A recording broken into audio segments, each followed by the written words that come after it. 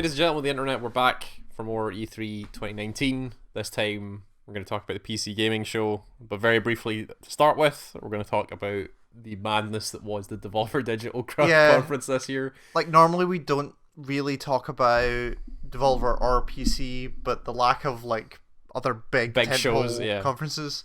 And like the PC game show has been like consistently pretty cool for the last couple of years. So yeah, and especially this. Well, we'll get to some of the announcements, but I want to call it a couple of games. Carrion is one which they've described as a reverse horror game, which is basically like you are some creature of some kind in a lab somewhere, and you escape and you basically eat your way out. And it's kind of 2D pixel art, but kind of the very it feels like there should be a name for like that kind of fluid 2D.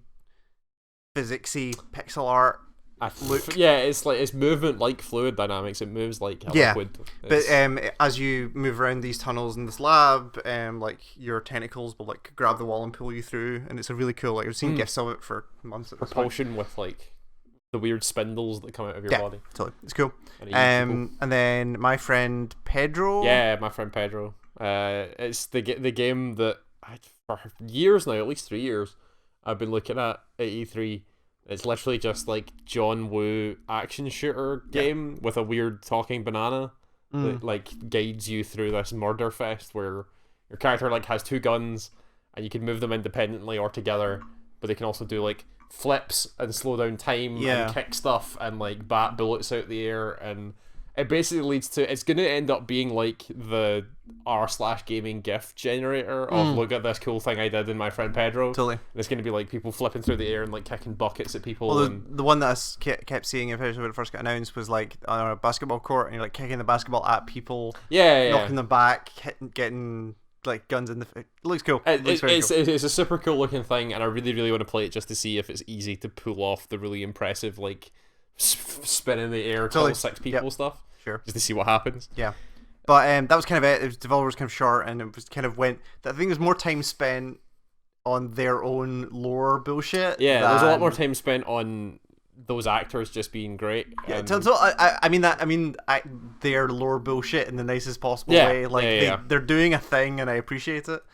But that's kind of the whole thing. The whole thing being styled as a budget Nintendo Direct was really funny. Pretty good. They really went for it. It was great. Just watch it. It's good. Yeah. But yeah, the PC gaming show. Like you said, it's got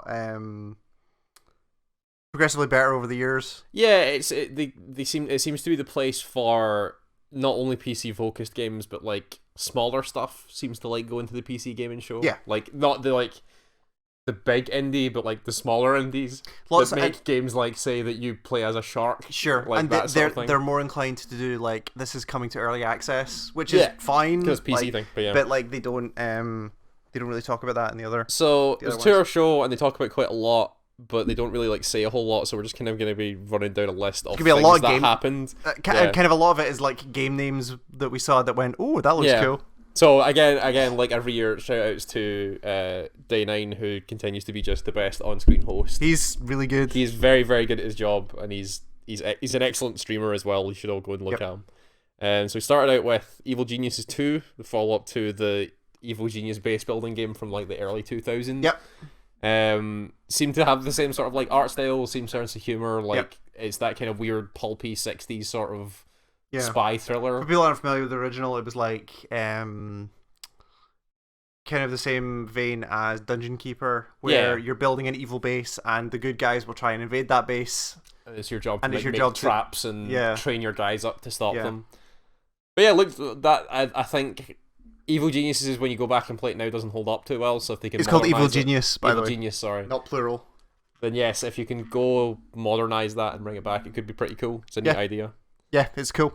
Next was Vampire the Masquerade Bloodlines 2, which showed off its first like trailer with gameplay. Yeah, it's very limited about what they were actually like. They didn't I was expecting say a whole little bit lot. more. Yeah. But yeah, it looks like what the game expects. Yeah, the dialogue that was in it had a more comedic tinge than I expected from that. Like I assumed that game was like super grimdark. No, there's like you can get humor in the Masquerade world, or what they call the world of darkness. Mm-hmm. There is humor to be had in it. Not everybody's like a super serious vampire or whatever. Right. Okay. Especially when you have like people that have like weird mental problems. That means they hear voices in their head, so they don't. Right. As a vampire, I mean, that means they are the kind of like crazy people. That it's weird. The whole universe is strange. But they talked about how like when you're a vampire and you feed on people, you get their emotions and you can start feeling like them, and it's whole part of the Q1 2020 was what they said. I forgot as well.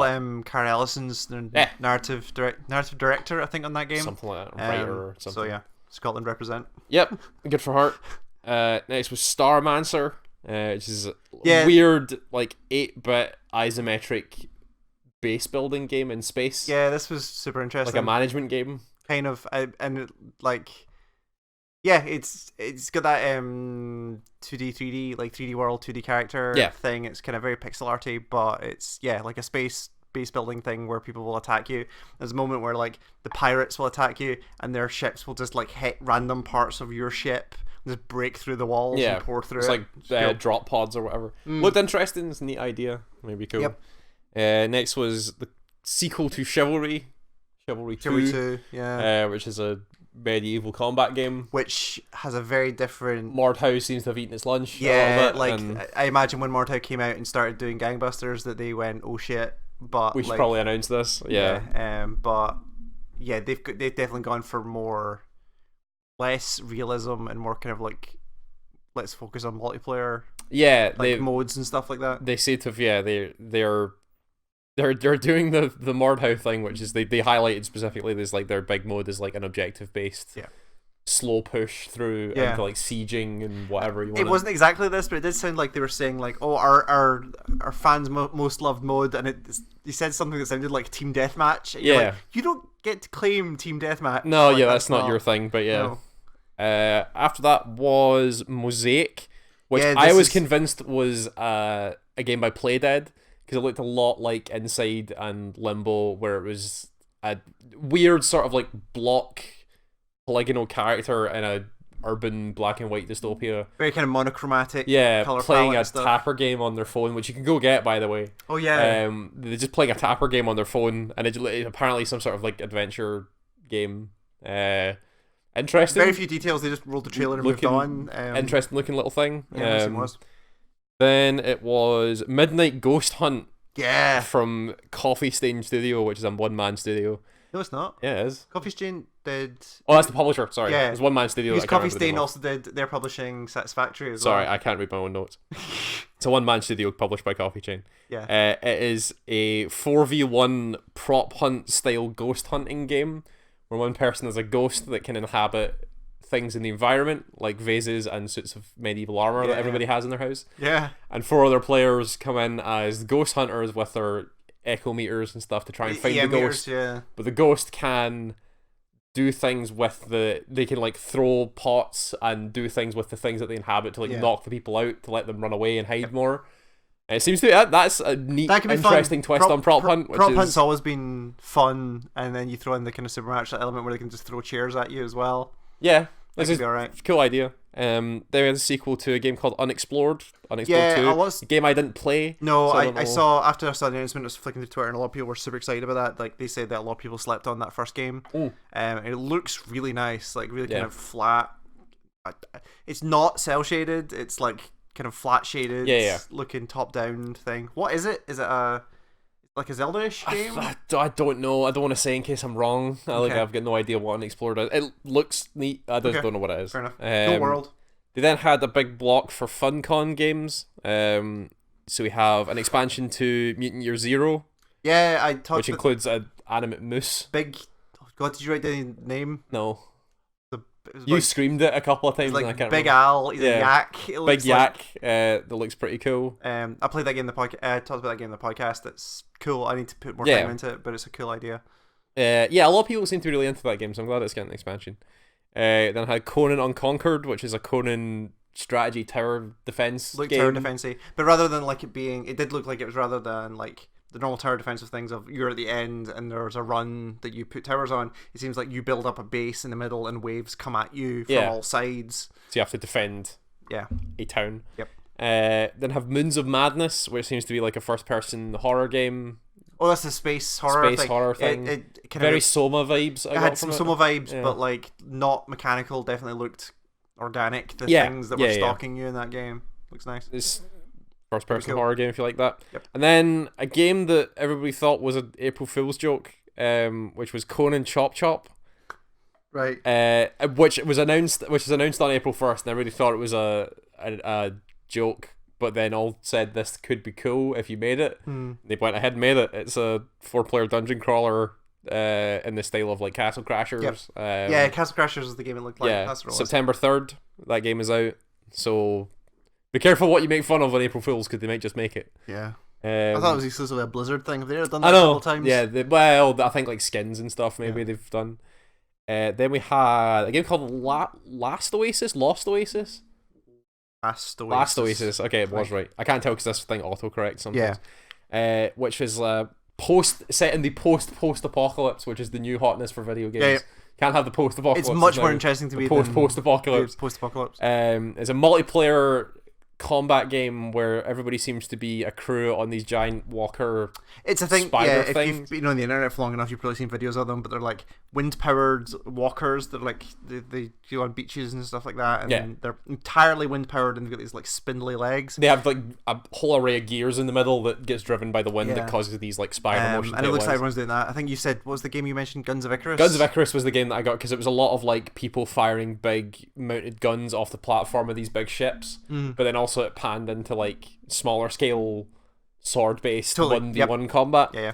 Which can be really cool. They also said things like player run economy, which always is a big red flag for me, because that means people can be assholes, and that's not what I'm into. But it does seem like a really interesting thing. Like, it's cool. Yep. September 3rd is what they said for that. Age of Wonder Planetfall, which is a game has been sitting on Steam for a while, and I've seen gameplay of for a while. It's a 4X game from the Age of Wonder. That was the 4X game, right? It's a 4X game. There's not really a lot else I can say about it. Mm-hmm. There's like, you all inhabit the same planet. Very Alpha Centauri vibes. Yep. You all crash land on the same planet and have to like, you all have different ideals and different ways of. That was the one where it was like the factions were like, it's cyber zombies. Yeah, so it's like there's like the humans who can build mechs that are the bioengineers who like ride dinosaurs. Dinosaurs with lasers. Yeah, and there's like the weird macro zombie people, and so they all have different things. There's also native wildlife, which they showed giant human-sized penguins as a thing that lives on the planet. Right. So that was pretty cool. It's a 4X game. I feel like 4X games might be cool. Sure. It's actually out pretty soon. I can't remember what date it is, but I know it's been on pre-order for a while, so I know it should be soon. Cool. We then had Zombie Army 4 Dead War, which is the zombie survival spin-off from Sniper Elite. I think it started as like it was a mod in DLC Sniper Elite or something like that, and then they spun off into their own game. It became for Zombie Army, and now Zombie Army 4 Dead War. Looks like zombie Left survival thing. Yep. Left 4 Dead thing. There was a sniper. There was a Japanese woman with a big minigun. A flamethrower. I'm guessing it's more of a horde mode than it is a Left 4 Dead run through a map thing. But right, like Call of Duty Zombies closer. Yeah, more like that. Because that's what it was in the spin-off. Fair enough. We then had really interesting game called Remnant. August 20th for the alpha. It's a multiplayer, procedurally generated Monster Hunter style Dark Souls-y boss game. Yeah, but with guns. And it was very indeterminate time periods. Like, it looked like oldie guns. It looked like you were doing stuff in like a ruined civilization sort of thing. Yeah. But they said like how it's like infinitely replayable because everything's procedural. When you jump between worlds, no two worlds are the same. No two bits of gear are the same. Like, which is an interesting idea. And it definitely looked like there wasn't a lot of like, I want to say ads. What's the non-idiot way of saying that phrase? Like normal enemies, non-boss enemies. Non-boss enemy. It didn't look like there was a lot of them. It looked like it was just like it's Monster Hunter. So you go and fight the big thing, and we're saying Monster Hunter. They did not say Monster Hunter. They didn't say Monster Hunter. This is what we're guessing from the trailer. It looked like a thing that where you hunt big bosses. You could call it Dark Souls because they said it was really hard, but yeah. Yep. Then we have Griftlands, which is the new Clay game. Right. July 11th for the alpha. It is a deck building roguelike game with conversation systems that are also deck building. Yeah, so it's an entirely deck focused roguelike, regardless of how you play it. There's like the trailer kind of showed like there's like you kick down the door of a bar and there's your target and you try and fight them and they're massively overpowered. Yeah. And you're like, okay, let's try and have a conversation with this person, and then that fails. also using cards, and you're like, okay, actually, what I'm going to go do is hire these people by having conversations Talk with to them. people around the bar. I'll buy you a drink.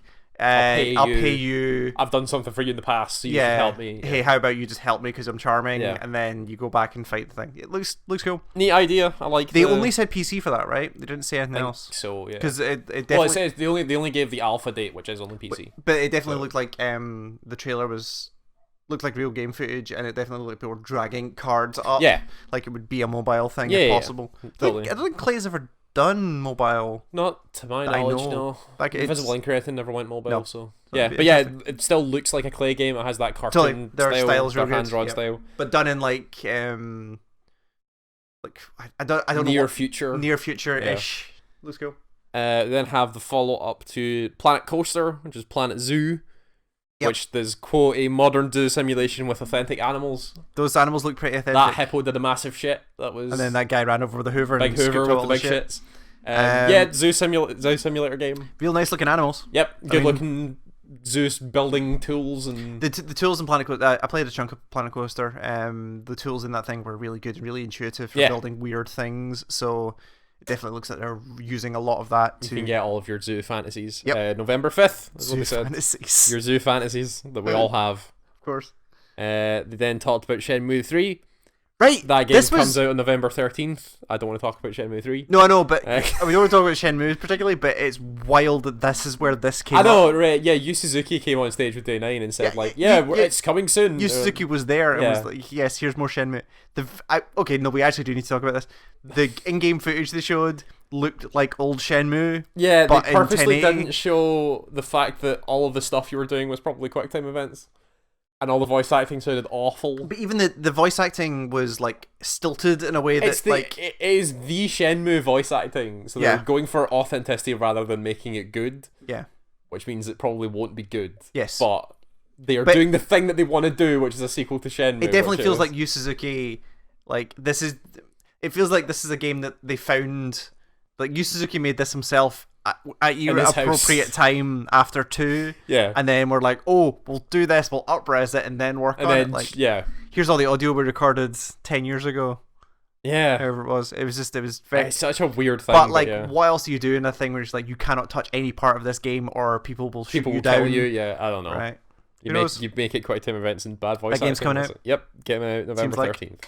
And then a game that I've never heard of, but seems entirely made for me, which is a game called Songs of Conquest. Yes. Which they prefaced by saying that the game was inspired by the developer who played a lot of Heroes of Might and Magic 2. Yes. If you know me, I've also played a lot of Heroes of Might and Magic 2. Videos on the site of you playing Heroes of Might and Magic. There's a long video of me playing an entire game of Heroes of Might and Magic 3 because I got too into it and I was too hungover to stop myself. It looks exactly like a weird 8-bit Heroes of Might and Magic game.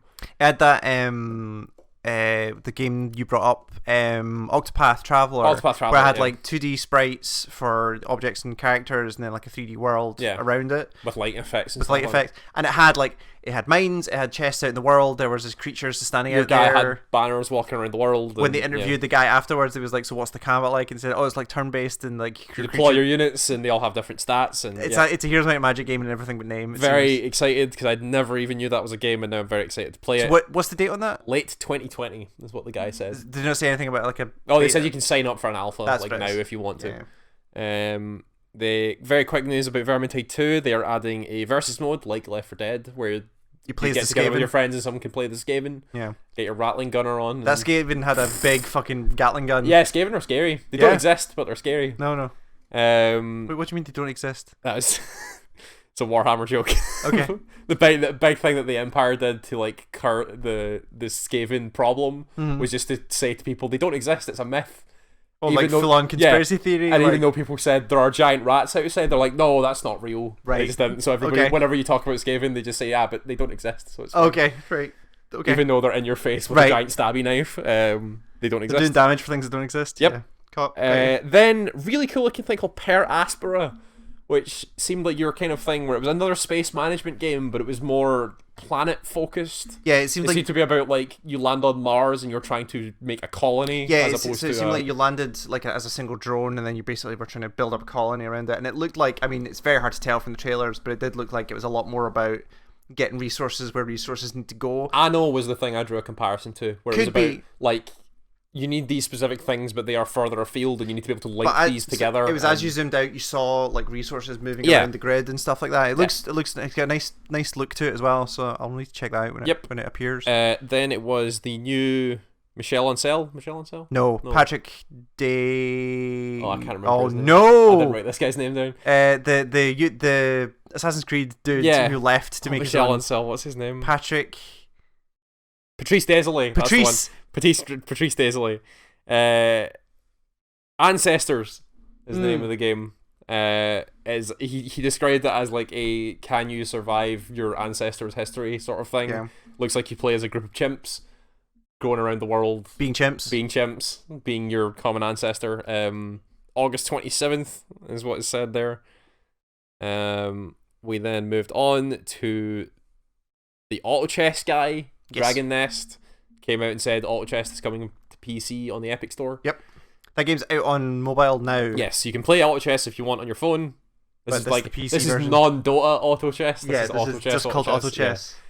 Then interesting thing called Crest Hills. They said this was a game that was supposed to be a love letter to old JRPGs, which I played a lot of. It definitely looked like there was everything from like your Final Fantasies and your like Personas. Persona was in there as well, like Chrono Trigger and all that kind of stuff. It was a cool thing. The art style was like it's not hand drawn. It's like cartoon style. It's a very strange looking thing that you need to go and look and it at. looked like, I couldn't tell if this was in game or not, but it definitely they talked about like seeing the past, present and future at the same time. The way they did it, like the screen was split into like a triangle like that, and had like past, present and future like all on screen at once. And they made a big deal about saying like you'd see the future, but if you go back and change the past, that future is different. So it seems to be about time manipulation as the really interesting looking thing. I'll definitely check that out. There's a demo on Steam that is happening right now. If you want to go and try it, which I will. Then moved on to I only have one sentence for this game. A game called Valfaris, which I've described as a metal as fuck side-scrolling shooter like Contra. Yeah, it's Contra but with a like metal soundtrack. Yeah, and, like very it's like all blood and metal. Iron Maiden album cover. Yeah, exactly that. Yeah. They then had a big question answer thing about Borderlands 3. Right. Just threw a whole bunch of questions at the guy. They talked about their Mozzie, the character that can ride a mech. Are there shift keys? Yes. Are there shift keys? Yes. The clearest question they had was, are there shift keys? He said, absolutely. Absolutely, yes. Don't follow Randy Pitchford on Twitter, but if you want to get shift keys, I guess he does that, but don't follow Randy Pitchford on Twitter. There will be a shift keys Twitter account. The guy specifically talked about the thing that I liked the best was he talked about a grenade that they've made that seems to bounce on the ground and then land on the ground and explode and then make guns. Yep. I don't know if those guns then shoot people or if they're like it's just free loot or whatever, but that was a cool thing. That grenade that makes guns is pretty funny. It's a cool idea. Then there's a game called Maneater, which was revealed last year, which is a shark PG. Yep. You play as a shark. You eat people to become a bigger shark, and a better shark with metal teeth. Apparently, you can. That's how evolution works. You can evolve metal teeth and like bigger fins and things. They revealed the villain of the piece, which is the self-proclaimed best shark hunter called Scaly Pete. Good listen. Great little trailer. Good use of licensed music. Yeah, because it was. Oh God, I can't remember. God damn it! Brain's gone. It was a really good. Yeah, it was a really good. Trailer. A good trailer of him listening in headphones while chaos reigns around him. Yeah, and he's singing like, along. It's great. Follow up to Her Story was the guy's Telling name? Lies. Sam Barlow. He's the developer of Telling Lies is very similar to Her Story. It looks like only as a story that is pieced together from video footage from a recovered database. Yes. That for 4 main characters that all have apparently some deep dark secret that has been stolen and stored in this database. The mechanics look to be basically the same as Her Story, where it's like keywords will lead you to other videos and you basically have to piece together what happened to the person who stole the hard drive that you're looking at all this footage from. It basically looks at Her Story with a much bigger budget. 10 hours of footage they said is in there if you want it to go real deep. That's like I don't know if it'll be evenly split. But yeah. Again, Her Story was a really neat. Her Story was cool. Her Story really was different thing. If that guy wants to do that again, that's a cool idea. He's a good follow on Twitter. If you like weird development stuff. Not only narrative games, but like the process of like, hey, I'm a game developer, but also technically I'm making a movie. Yeah, like it's really fun. The guy they brought one of the actors out on stage, and he says he's a very good director, which I would believe. Yep. Warframe is back. They talked about their new Empyrean expansion, which seems to be all about space having combat, big space combat ships. I mean, man, that game is so different than it was when I first picked it up. Yeah. Like that, I did some of the a lot open of world people stuff. play that game now, and it's very, very good. And it's still free to play as well, which is they said that they will talk way more about it at TennoCon in July. So because they have their own convention. Yep. If you care about it, you already knew. Yeah. But watch TennoCon, and they'll be able to tell you all about your big spaceships. Yep.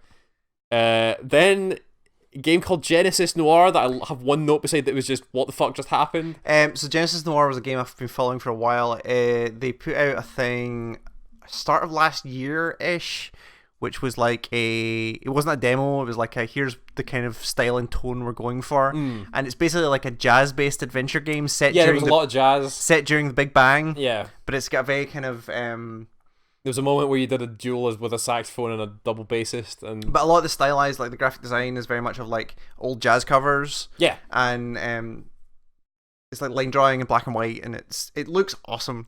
Whatever that thing is, it looks neat, but I don't know what the hell it is. Yeah, that mood piece thing is still there. If you just Google Genesis Noir, you'll find it. I think it's in a browser. Then it's a cool game I'd never heard of before called El Hijo, which is a like Mexican inspired child stealth game. It's a child stealth game. It plays a 9-year-old that uses quote kid tricks to escape a monastery filled with nuns, or not nuns, monks. Monks. So it was like cool, sort of like flat cartoon style that was kind of rough around the edges, where this kid was using like slingshots and like hiding in cupboards and stuff like that to get away from these crazy monks. There's a scene I really liked where he was on the roof of one of the buildings and one of the monks was just playing a violin. Yeah. He was obviously very into the violin, and this kid's just sneaking around as this dude's just wailing on the violin. Get a good look to it. Stealth games are always difficult to pull off. Yes. So I would be very interested to see that. Really like the art style, really like the inspiration for it. It seems like kid stealth. Kid stealth is its own unique genre. Yeah. And then there was a big old information talky thing about Baldur's Gate 3. At which point I basically left the room and like Callum. Yeah, so this game is very important to me. So I care about it, but it is being made by Larian, the people that made Divinity. So I trust them, and Sven, the guy who heads up Larian, apparently since 2016 has wanted to make Baldur's Gate 3. So I trust that he understands, because he's working with Wizards of the Coast very closely, because they will not let that thing out without... There was a Wizards of the Coast dude on stage with him. One of the Wizards of the Coast people who deals with D&D was there, and they talked about mind flayers, they talked about, like, they didn't say anything specifically about what the game is. They said specifically, like, 5th edition with gameplay editions. They said that the game is based off of 5th edition, which great. D&D's never been better to play than it has been since 5th edition. They've obviously taken out some of the stuff because it doesn't work in a video game, because it's, I imagine, like dice rolls and stuff like that. Sure. Or I hope dice rolls, but because it's really bad when you try and play a video game with dice rolls. Put some stuff in to make it more work like a video game. They said it's like continuing the story of this city, which, judging by Baldur's Gate 1 and Baldur's Gate 2, there was a lot of bad shit that happened in that city. Sure. Talked about mind flayers, talked about the stuff that you can see in the trailer. Again, it was all very surface level stuff because they don't want to talk about specifics, obviously, because it's not ready. They said it'll be out when it's ready. It's always a mark of like, we're going to take our time with this and not fuck up. The really interesting thing that I thought was they've talked about, so they've not really done anything with Baldur's Gate in the official D&D universe for a while, but they are releasing a module for 5th edition a couple of months, I want to say, called Baldur's Gate Descent into Avernus, which I thought was like, oh cool, like they're releasing a module for Baldur's Gate, like that's really interesting. Like I'll pick up the book. I don't know if I'll ever run the module. I'm mainly going to pick up the book because the super fancy cover of it is the Baldur's Gate skull with the symbol on it. Nice. I was like, I just want that just to look cool. Sure. But they said on stage, oh no, we're releasing Descent into Avernus, and that will set you up for understanding the state that Baldur's Gate is in at the time that 3 is set up in. Because it's 100 years since 2? Something like that, which makes sense when you think about it. But